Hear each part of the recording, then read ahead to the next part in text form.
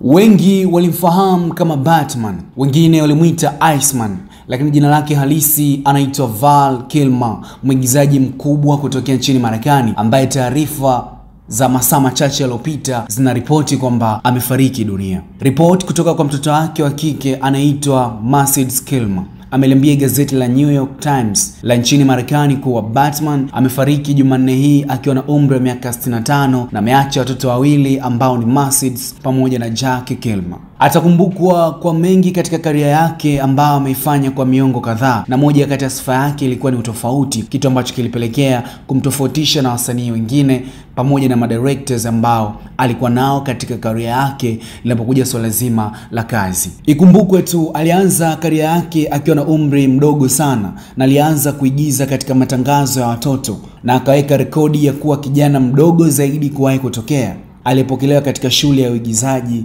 inayofahamika kwa jina la New York Fairfield Juilliard. Katika tasnia ya uigizaji duniani kote, huyo alikuwa ni mtu maarufu sana, lakini pia alikuwa ni mtu ambaye amewainspire watu wengi. Movie zake zimeweza kupiga hatua na kuweza kupenya katika mabara mbalimbali ikiwemo Afrika, na huyu ni moja kati ya watu ambao ana mashabiki ama anapendwa sana na wafuatilia movie wengi kutokea Afrika na sehemu zingine zote za duniani. Kiwanda cha burudani hususan katika tamthilia pamoja na movie kimepoteza mtu muhimu, nguli na nguzo ambaye watu wengi walimtazama na kujifunza vitu kutoka kwake. Asante kwa kunisikiliza. Mimi naitwa Good Eyes.